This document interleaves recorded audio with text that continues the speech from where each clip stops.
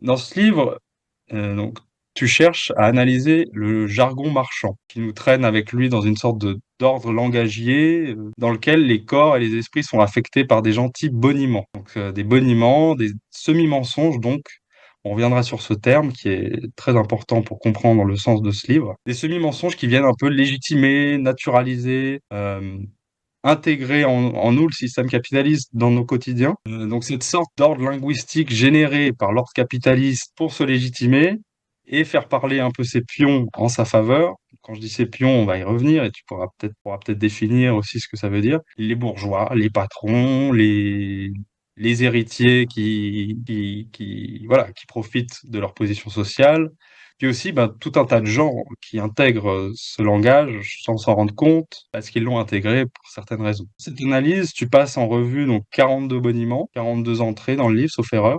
Oui, j'ai pas compté, mais ça doit être ça, ouais. Et chaque notion a droit à une sorte de petite nouvelle pour l'illustrer. Et donc, pour commencer, il faut qu'on revienne sur ce terme de boniment qui est pas du tout choisi au hasard, hein. C'est bien boniment qui a été choisi et pas mensonge. Parce que justement, selon toi, la langue marchande, elle nous ment, certes, souvent par omission d'ailleurs, avec des non-dits, avec des manières de cacher la violence, de cacher l'exploitation, de cacher certaines choses.